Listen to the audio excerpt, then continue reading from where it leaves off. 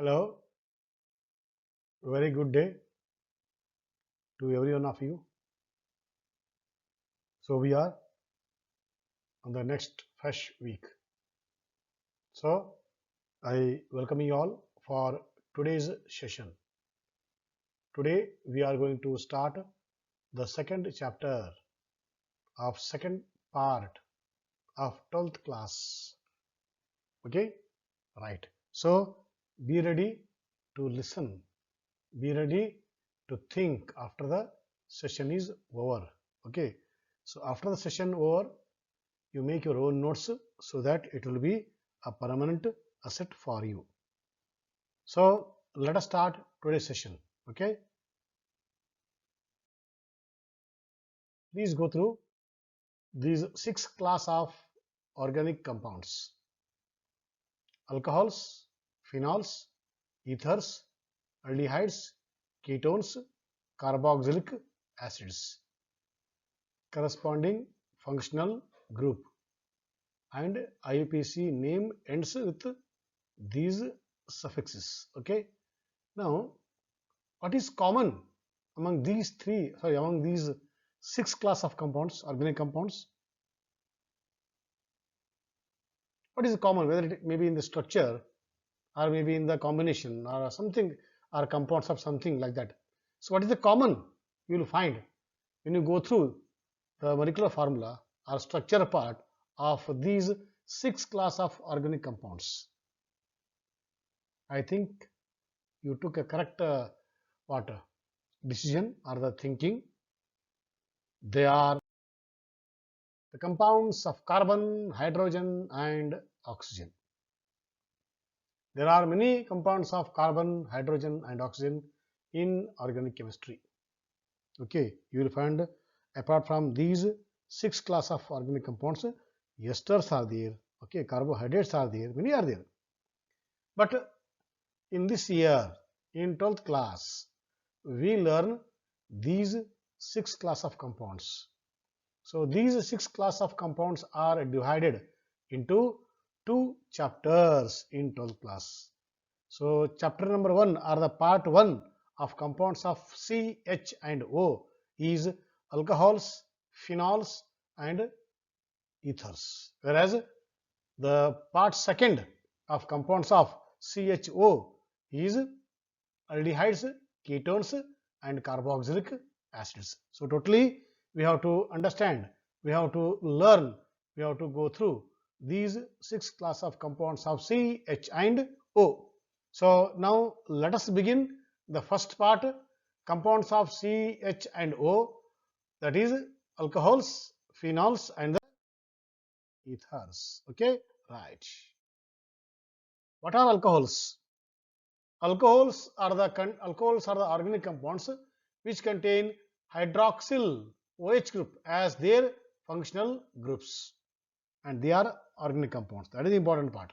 Okay, so or in a simple way, replace OH group, okay, or replace H from the hydrocarbon by OH group, they become alcohols. Okay, in a simple way. So general formula is ROH. R is any alkyl or the what? Any group. Okay. So here are the examples: propan 2-ol, butan 2-ol, pentan 3-ol. So this already you know what is the IUPAC name. Okay. So I don't want to go to the IUPAC nomenclature of the part. So already you know very well, we have learnt in the 11th class. Okay. So these compounds are called alcohols. Okay. Right. Now what are phenols? Phenols are what? Compounds. They are also compounds of hydroxyl group bonded directly to an benzene nucleus or the benzene ring or aromatic ring. If OH group is there directly on the benzene ring, they fall under the category phenols.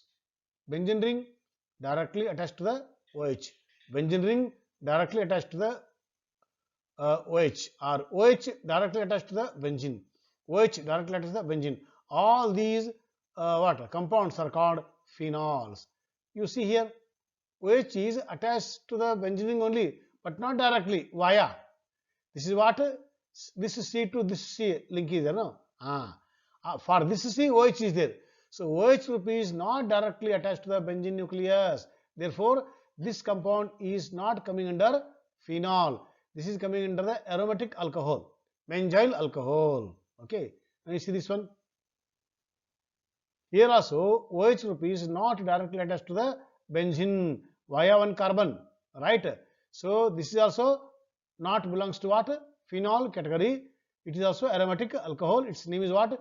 If you start from 1 here, 1, 2, 3, 4, it is 4-methyl benzyl alcohol. Okay. So if OH is directly attached to the benzene, only those compounds are called phenols. Okay, right. Now we'll come to the one more part.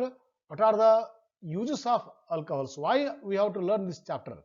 Okay, every chemical has got its use in our day-to-day life, but why alcohols are studied as a separate chapter? What is the importance of alcohols in our day-to-day life, or in industry, or in the laboratory? Okay, see, list is very big. The use or the application utility of alcohol is in many fields we will use this alcohol. Okay, now today's use is, I think, a pandemic. Every time you have to wash your hand with our sanitizer. So sanitizer contains alcohols. In the alcohols, microbes will die. Microbes will not survive. So they give guarantee up to 99.99%. But there are some microbes, they are very strong. Even they will survive in the alcohol media also. Therefore, if you want 100%, then you have to go for minimum 70% of strong alcohol. Okay, if you take 70 to 80, minimum 70, 80, 90, 100%, that time they are killed. But preparation of 100%, one is cost factor, other is safety factor. So there are some other factors. So therefore, we go up to 99.99. That is enough. Okay, right. So this is the present day very much used. We know everyone for the entire world in their pocket you will find, in their house you will find. Okay, so as a sanitizer, alcohols finds application in day-to-day life. Now, after knowing the uses of alcohols, now we will learn uses of phenols. Okay, there is one polymer known as a bakelite, where our switchboard, electrical switchboard, okay, hard plastic. So to make hard plastic under the commercial name bakelite, we use phenol. So bakelite is what? Bakelite is the phenol formaldehyde combination. We learn in the next earlier chapter. Okay. So therefore, to make bakelite, we use phenol. So bakelite has become part and parcel of our life nowadays. Synthesis of cyclohexanol and hexane dioic acid. So these chemicals we use again to make some special polymers like nylon 66, which you will find application in making parachute, parachute. Some other variety of things are made from the nylon 6 or nylon 66. All those polymers we learn under the chapter polymer. To make those polymers, we use phenol as a starting material, and using phenol, we prepare some other chemicals. Those chemicals you will find in the polymer industry, but root raw material is what? Phenol. Making dyes for the clothes, making dyes for the our hairs, etc. We use phenol as a media or as a solvent or as a starting material, etc. Making antiseptics such as 4-chloro-3,5-dimethyl-phenol, which is an active ingredient in Dettol. So Dettol we use every day again, once again. So in that it contains this chemical, and to make this chemical we use phenol as our raw material or starting material. That means phenol finds many applications, especially in the industry or industrial chemistry. Now, before we go into the utility part of the phenol, so let us learn safety part of the phenol whenever you are using. Okay, so all forms of phenol cause irritation, and acute toxic effects of phenol most often occur by skin contact. I think you might have seen in your house or the hostels or the hospitals or in hotels, they go for pocha. So that the pocha contains what? They add some chemical. That chemical contains some amount of phenol. Okay, phenol plus some other perfume, phenols of some other chemical, soap like a structure. So all those together they make a cleaning agent. So those cleaning agents are added to the water, then they go for the cleaning of the tiles. Okay.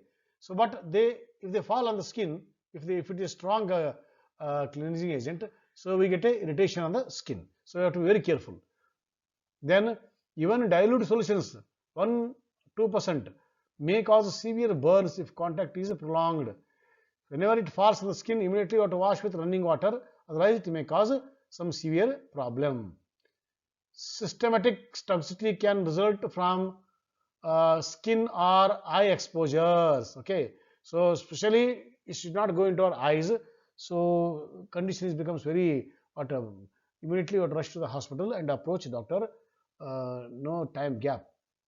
Phenol vapor and liquid penetrate the skin with an absorption efficiency approximately equal to the absorption efficiency by inhalation. That means whatever what problems are caused by the inhalation, same effect is caused by if it falls on the skin also. So you have to be very careful whenever you go for the use of phenols. Sometimes if the phenols are very strong, without using water, if you use and if it falls on the skin or eyes, I think it is sometimes it proves fatal. Therefore, we have to be very careful whenever we are using phenol. That's why please use very dilute form of phenol to clean the tiles. Okay, right. Oh, I think you love this picture. Okay, very beautiful picture, colorful, right? Transparent. But please wait. So this is what we are going to discuss now. We are going to discuss harmful effects of consuming alcohol. Okay, so definitely it is very much harmful. The main part is what? Liver part, kidney part and the central nervous system are affected apart from other minor problems. Therefore, we should not consume alcohol at any cost. Okay, so we have to say to alcohol, right? Okay, that's why variety of alcohol liquors are available in the market, but problem is what? Whenever as a out of curiosity, if you take the main problem of alcohol is it is addictive. Okay, one problem. Second is no doctor or no scientist is prescribing that this much alcohol is good for the health in this much proportion. No one is prescribing. Okay, that's why simply they say, but there is no concrete proof that alcohol is good for the health. Okay, it only what it may, whenever you take the alcohol, so we will be in the hallucination state. That time only a desire will have, but not the performance.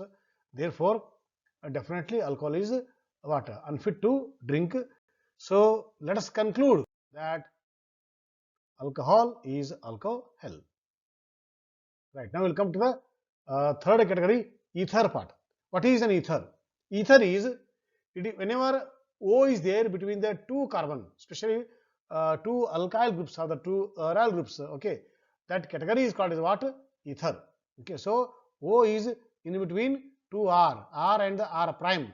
These two may be same or different, but minimum is what? One O between two R, methyl, alkyl, aryl, similar, different. That arrangement is called as what? Ether. Okay. Now, how we have learnt about the uses of alcohols and the phenols in the same way, we have to learn uses of ethers. Best use is nowadays what? Anesthesia. I told in the my previous session that nowadays we don't use chloroform, we use ether. Okay. So apart from these are called special ethers, crown ethers. We learn in the higher class. So they are used in as a solvent.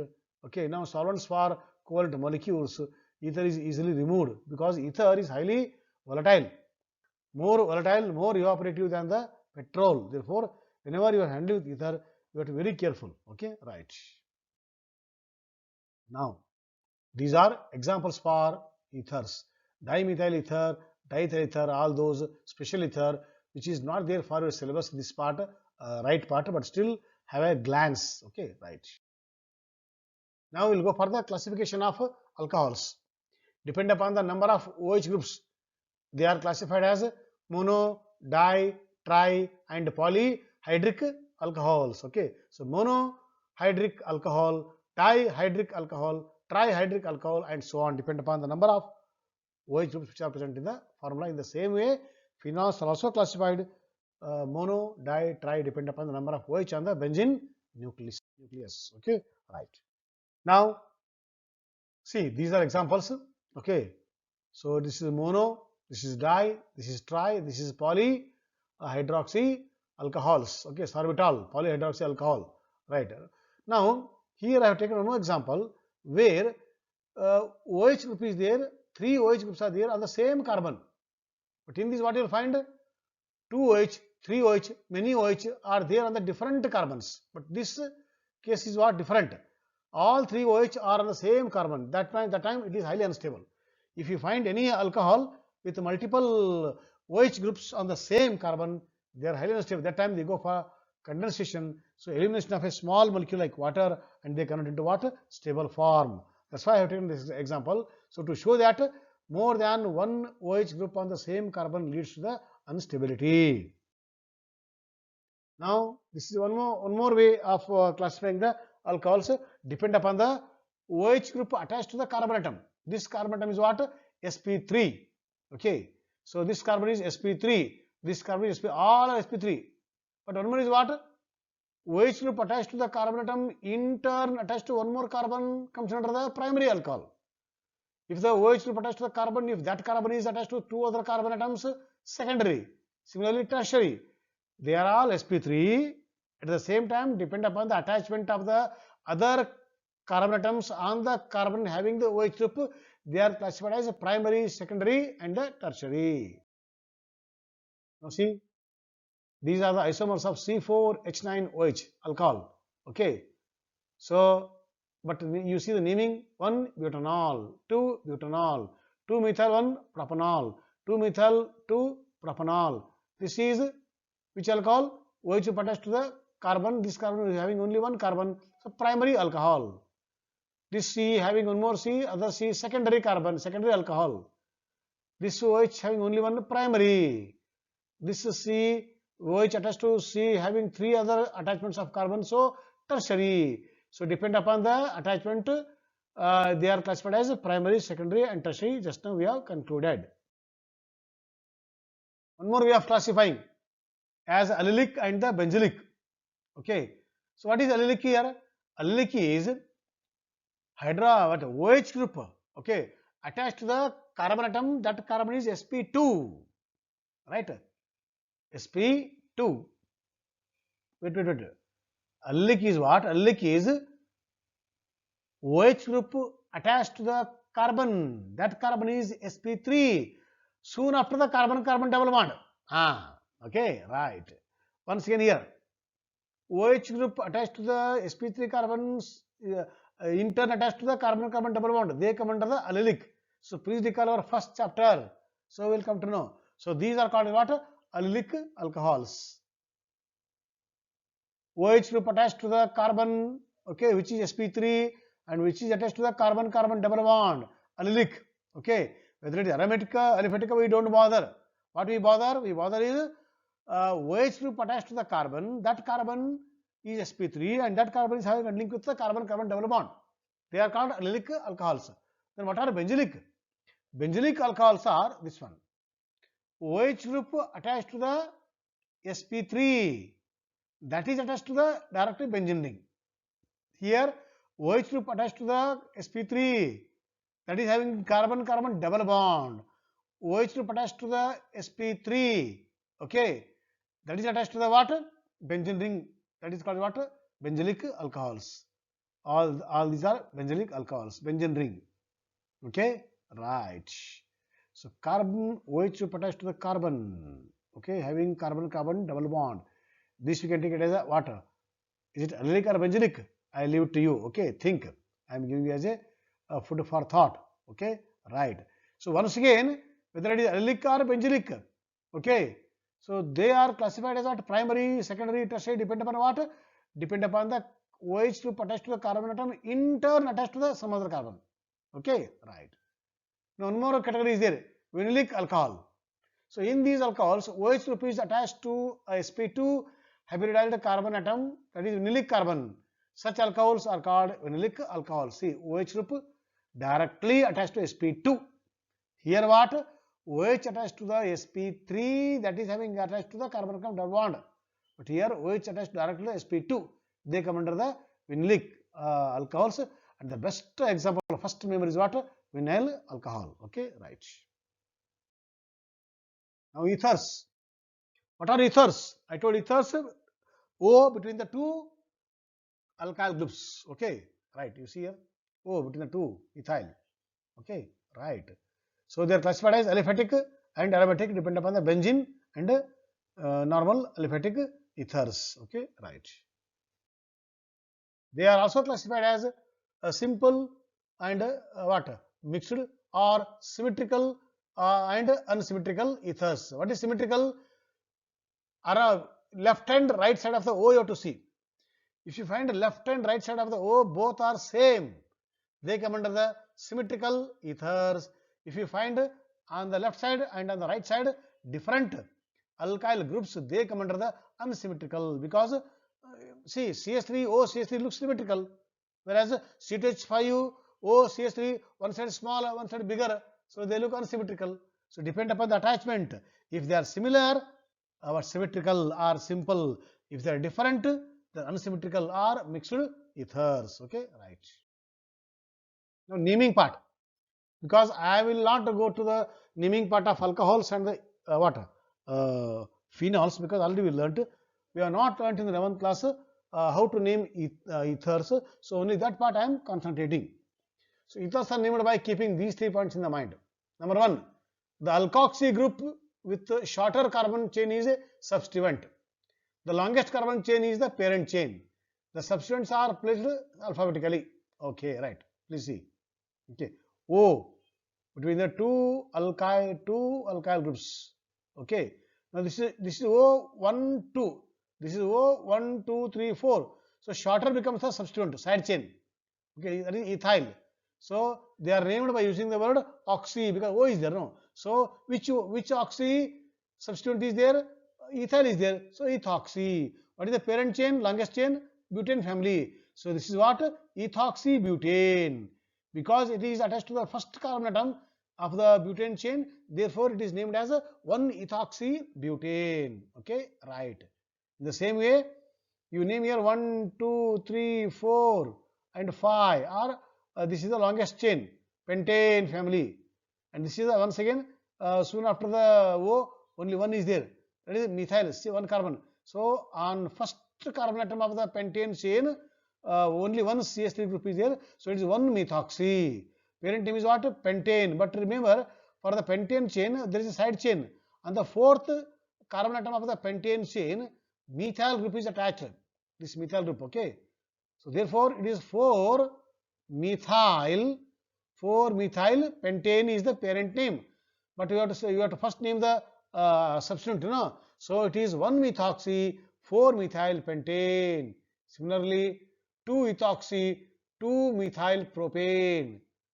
And this is not, there are 2 are there, and the 1-methoxy is there, and the 2-methoxy is there, so it is 1,2-dimethoxy ethane. This is propoxybenzene. Okay, propane chain with propoxybenzene, or for the first carbon attachment is there, so 1-isopropoxy cyclopentene. The same way 2-methoxyhexane, and the cis-1,3-dimethoxy cyclohexane, because in space these 2 methoxy groups are on the same side of the benzene, not benzene, this hexagon nucleus. Therefore it is taken as cis according to the geometrical isomerism rules and regulations. So all these are extra for you. Syllabus is what? This one, first one, second, the only the 1, 2, 3 are there for syllabus. These 3 extra. Okay, right. So I think we have made some effort in understanding the alcohols, phenols and ethers. In the next class we learn other part of the same chapter. Till then, have a nice time and thank you, my dear students.